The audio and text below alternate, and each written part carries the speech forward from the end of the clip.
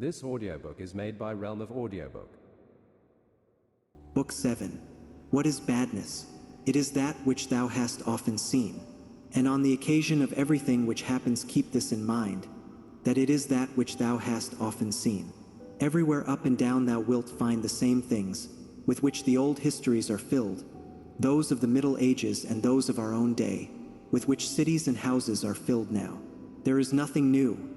All things are both familiar and short-lived. How can our principles become dead, unless the impressions, thoughts, which correspond to them are extinguished?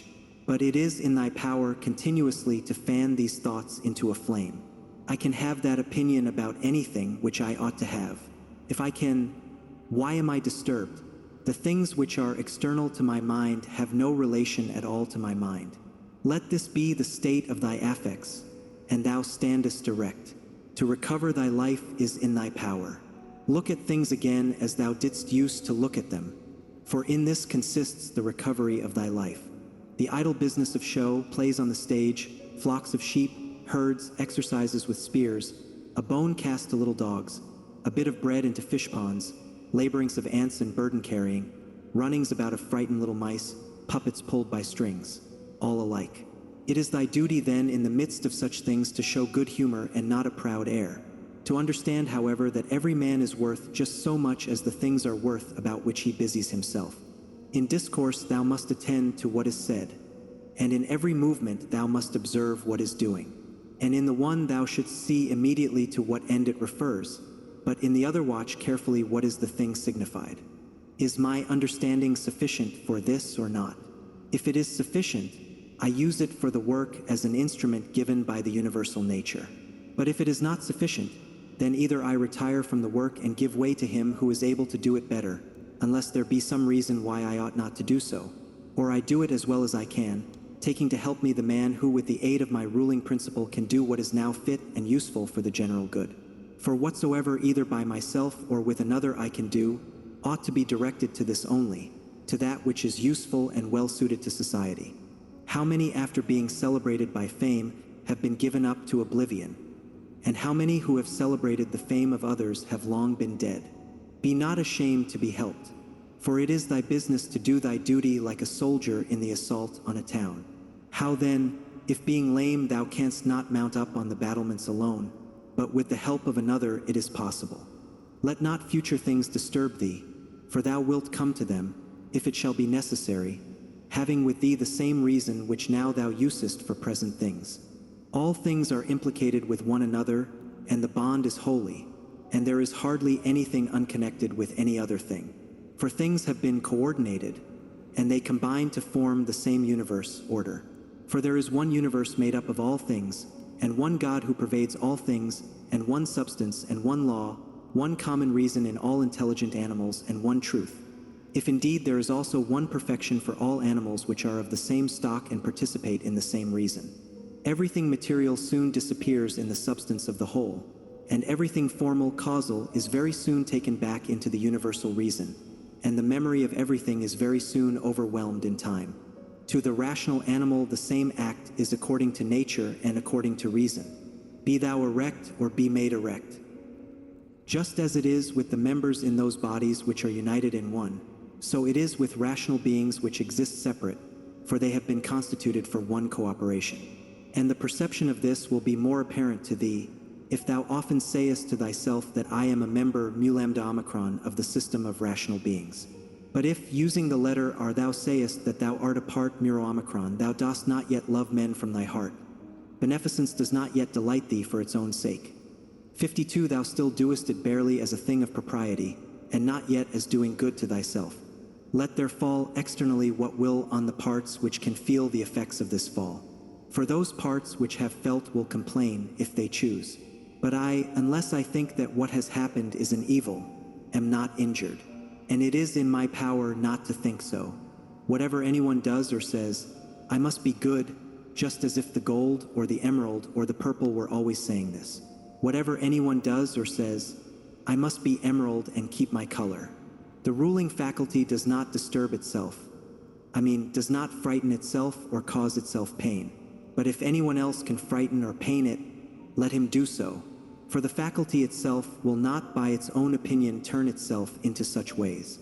Let the body itself take care, if it can, that is suffer nothing, and let it speak if it suffers. But the soul itself, that which is subject to fear, to pain, which has completely the power of forming an opinion about these things, will suffer nothing, for it will never deviate into such a judgment. The leading principle in itself wants nothing, unless it makes a want for itself, and therefore it is both free from perturbation and unimpeded, if it does not disturb and impede itself. Eudaimonia, happiness, is a good demon, or a good thing? What then art thou doing here, O imagination? Go away, I entreat thee by the gods, as thou didst come, for I want thee not. But thou art come according to thy old fashion. I am not angry with thee, only go away. Is any man afraid of change? Why, what can take place without change? What then is more pleasing or more suitable to the universal nature? And canst thou take a bath unless the wood undergoes a change? And canst thou be nourished unless the food undergoes a change? And can anything else that is useful be accomplished without change? Dost thou not see then that for thyself also to change is just the same, and equally necessary for the universal nature? Through the universal substance, as through a furious torrent all bodies are carried, being by their nature united with and cooperating with the whole, as the parts of our body with one another. How many a Chrysippus, how many a Socrates, how many an Epictetus has time already swallowed up?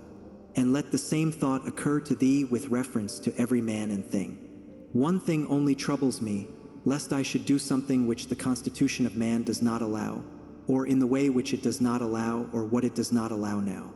Near is thy forgetfulness of all things, and near the forgetfulness of thee by all.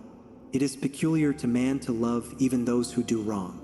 And this happens, if when they do wrong it occurs to thee that they are kinsmen, and that they do wrong through ignorance and unintentionally, and that soon both of you will die, and above all, that the wrongdoer has done thee no harm, for he has not made thy ruling faculty worse than it was before. The universal nature out of the universal substance, as if it were wax, now molds a horse, and when it has broken this up, it uses the material for a tree, then for a man, then for something else, and each of these things subsists for a very short time. But it is no hardship for the vessel to be broken up, just as there was none in its being fastened together. A scowling look is altogether unnatural. When it is often assumed, 53, the result is that all comeliness dies away, and at last is so completely extinguished that it cannot be again lighted up at all. Try to conclude from this very fact that it is contrary to reason. For if even the perception of doing wrong shall depart, what reason is there for living any longer? Nature which governs the whole will soon change all things which thou sayest, and out of their substance will make other things, and again other things from the substance of them, in order that the world may be ever new. When a man has done thee any wrong, immediately consider with what opinion about good or evil he has done wrong. For when thou hast seen this, thou wilt pity him, and wilt neither wonder nor be angry. For either thou thyself thinkest the same thing to be good that he does, or another thing of the same kind. It is thy duty then to pardon him. But if thou dost not think such things to be good or evil, thou wilt more readily be well disposed to him who is in error. Think not so much of what thou hast not as of what thou hast, but of the things which thou hast select the best, and then reflect how eagerly they would have been sought, if thou hadst them not. At the same time, however, take care that thou dost not through being so pleased with them accustom thyself to overvalue them, so as to be disturbed if ever thou shouldst not have them. Retire into thyself. The rational principle which rules has this nature, that it is content with itself when it does what is just, and so secures tranquility. Wipe out the imagination. Stop the pulling of the strings. Confine thyself to the present. Understand well what happens either to thee or to another. Divide and distribute every object into the causal, formal, and the material. Think of thy last hour. Let the wrong which is done by a man stay there where the wrong was done. Direct thy attention to what is said. Let thy understanding enter into the things that are doing and the things which do them. Adorn thyself with simplicity and modesty, and with indifference towards the things which lie between virtue and vice. Love mankind. Follow God. The poet says that law rules all. And it is enough to remember that law rules all. 54. About death. Whether it is a dispersion, or a resolution into atoms or annihilation, it is either extinction or change. About pain. The pain which is intolerable carries us off, but that which lasts a long time is tolerable, and the mind maintains its own tranquility by retiring into itself, and the ruling faculty is not made worse. But the parts which are harmed by pain, let them, if they can, give their opinion about it. About fame. Look at the minds of those who seek fame, observe what they are, and what kind of things they avoid, and what kind of things they pursue.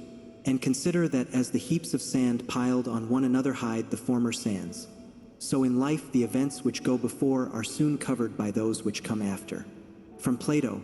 55. The man who has an elevated mind and takes a view of all time and of all substance, dost thou suppose it possible for him to think that human life is anything great? It is not possible, he said. Such a man then will think that death also is no evil. Certainly not. From Antisthenes. It is royal to do good and to be abused.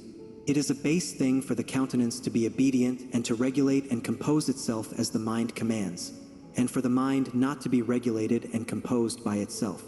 It is not right to vex ourselves at things, for they care not about it. Point 56. To the immortal gods and us give joy. Life must be reaped like the ripe ears of corn. One man is born, another dies. Point 57. If gods care not for me and for my children, there is a reason for it. For the good is with me and the just. Point 58. No joining others in their wailing, no violent emotion. From Plato. 59. But I would make this man a sufficient answer, which is this: thou sayest not well, if thou thinkest that a man who is good for anything at all ought to compute the hazard of life or death, and should not rather look to this only in all that he does, whether he is doing what is just or unjust, and the works of a good or a bad man. For thus it is, men of Athens, in truth, wherever a man has placed himself thinking it the best place for him, or has been placed by a commander, there in my opinion he ought to stay and to abide the hazard, taking nothing into the reckoning, either death or anything else, before the baseness of deserting his post. But, my good friend, reflect whether that which is noble and good is not something different from saving and being saved. For as to a man living such or such a time, at least one who is really a man, consider if this is not a thing to be dismissed from the thoughts, and there must be no love of life. But as to these matters a man must entrust them to the deity and believe what the women say, that no man can escape his destiny, the next inquiry being how he may best live the time that he has to live. Point 60. Look round at the courses of the stars, as if thou wert going along with them, and constantly consider the changes of the elements into one another. For such thoughts purge away the filth of the terrene life. This is a fine saying of Plato.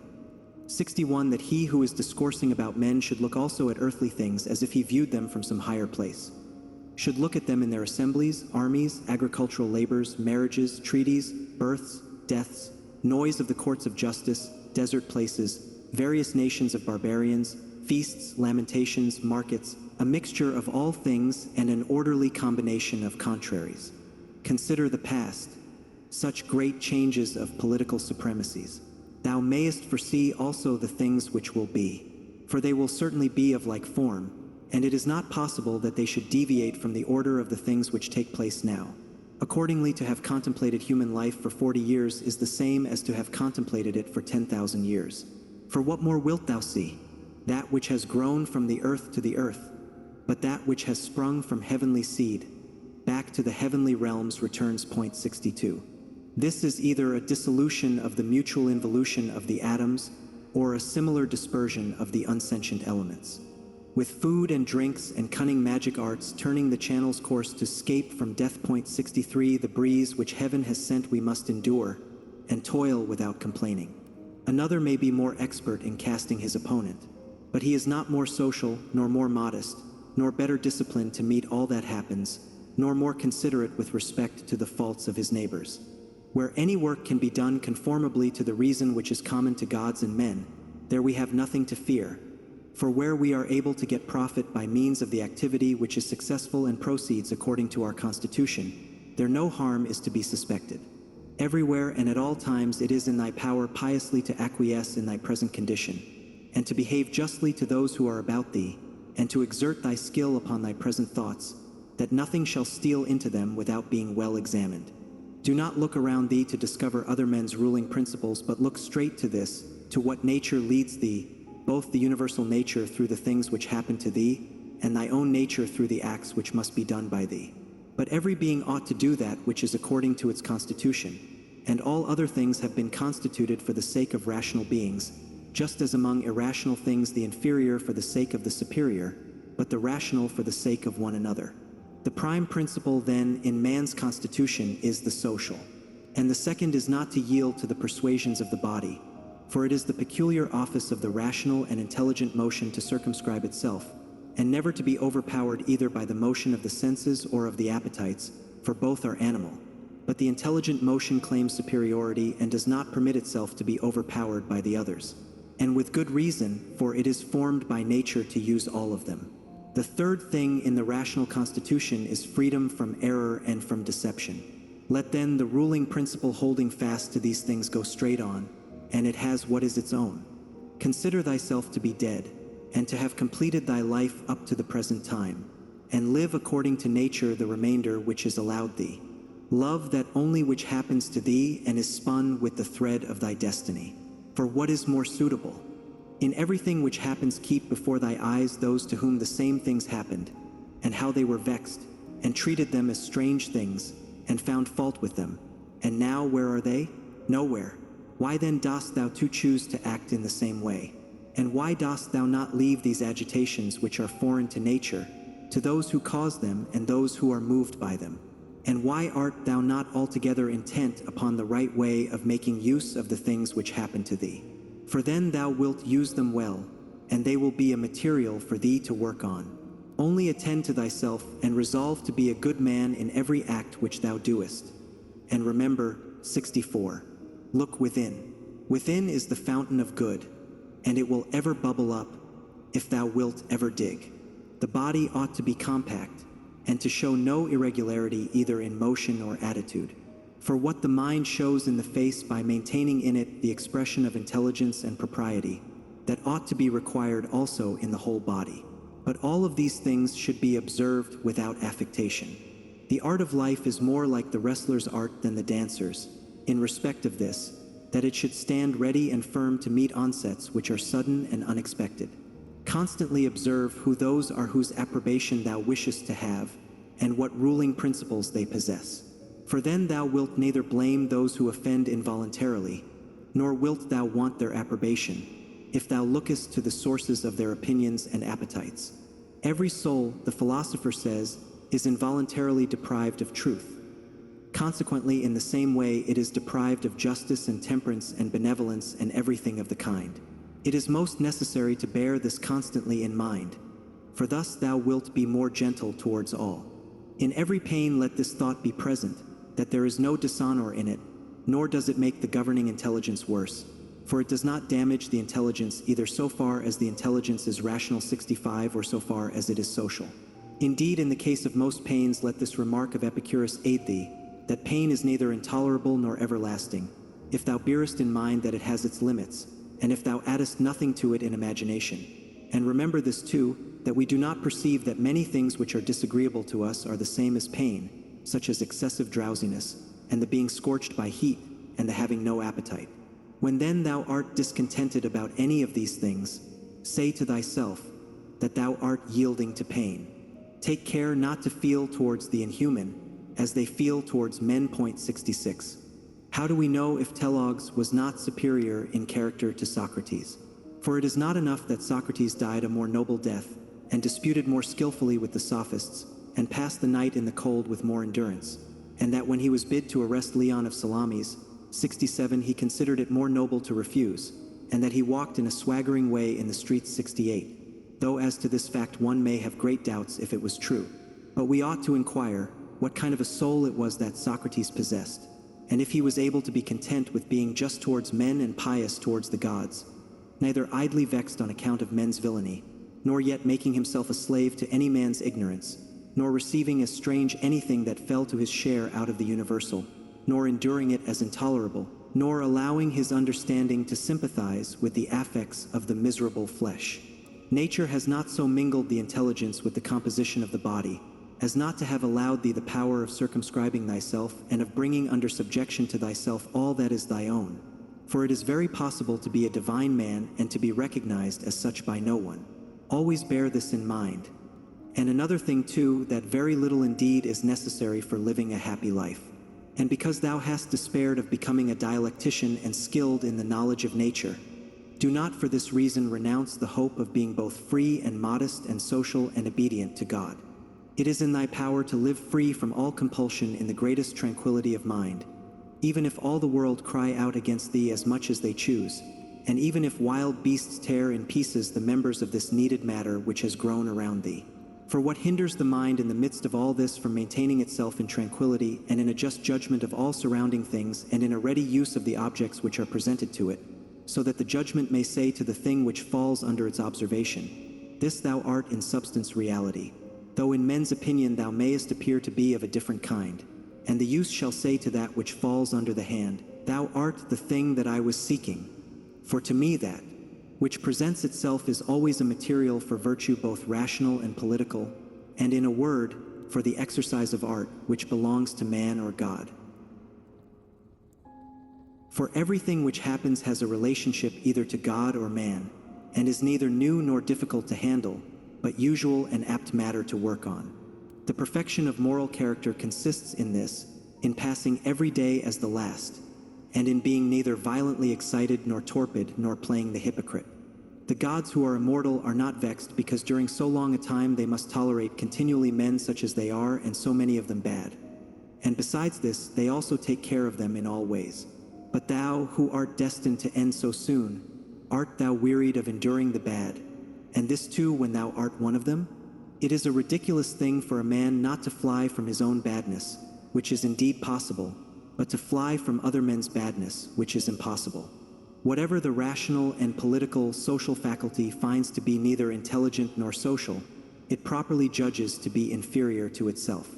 When thou hast done a good act and another has received it, why dost thou look for a third thing besides these, as fools do, either to have the reputation of having done a good act or to obtain a return?